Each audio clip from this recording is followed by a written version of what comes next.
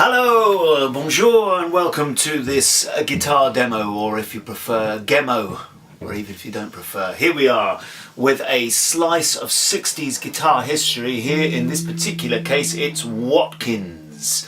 British guitar history from the 1960s.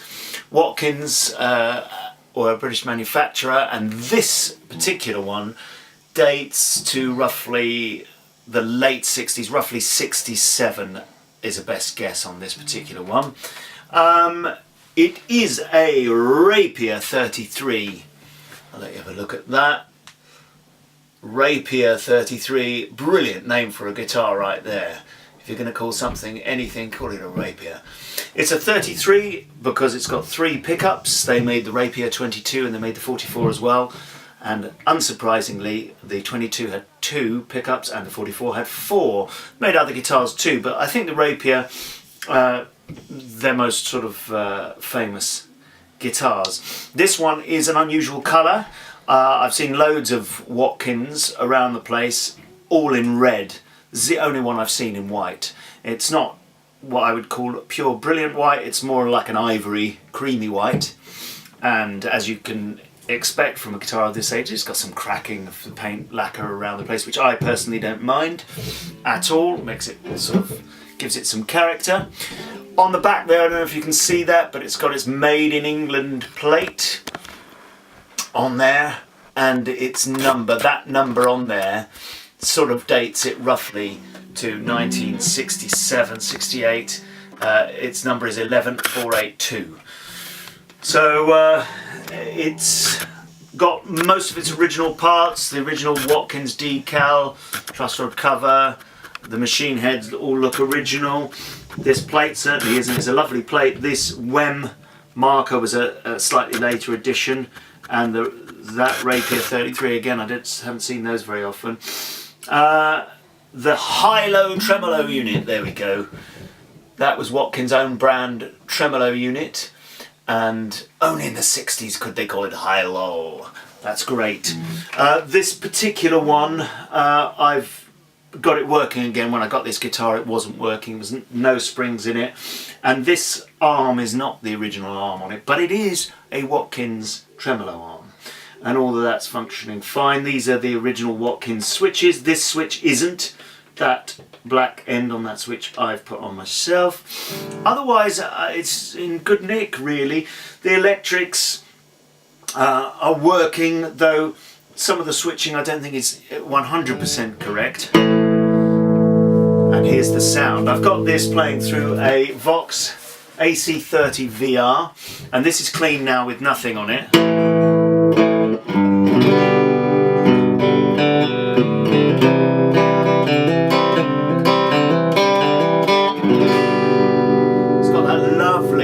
Ringing tone that you would expect from a sort of 60s.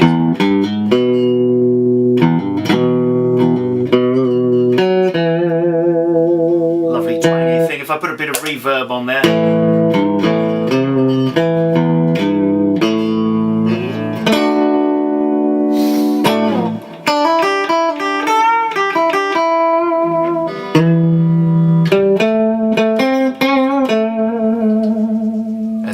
Reverb, I mean the tremolo.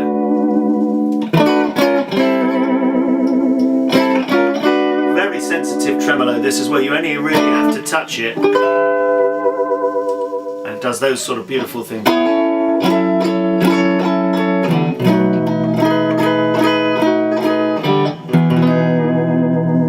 Lovely sounds from it.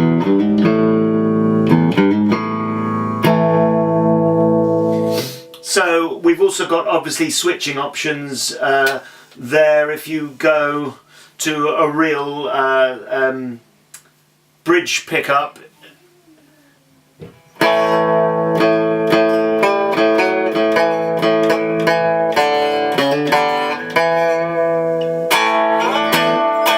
it's quite sort of tinny sort of sound on there, to a combined one.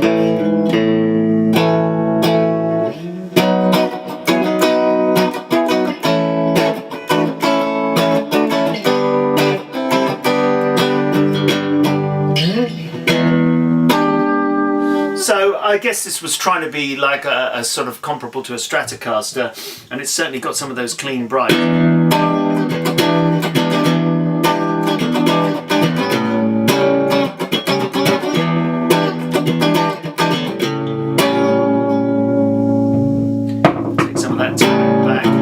Take some of that tone back, you get a sort of slightly fuller sound.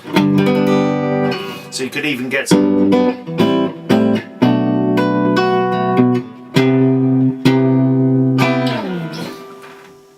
brighter sort of richer sounds off it. This is with a little bit of overdrive on there.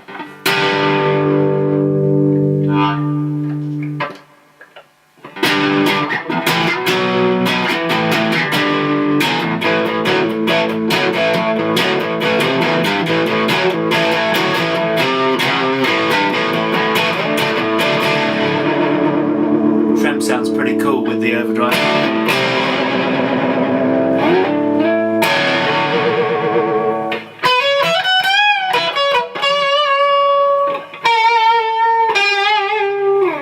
So these guitars I don't think are really made as super overdrive guys. They're really brilliant for those cool 60s tones.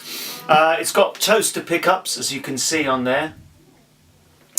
And there's not much else to say about it. It's a beautiful guitar, plays really well, the action's excellent, and really nice and low, and it's a fantastic slice of British guitar history. There it is, the Watkins Rapier 33.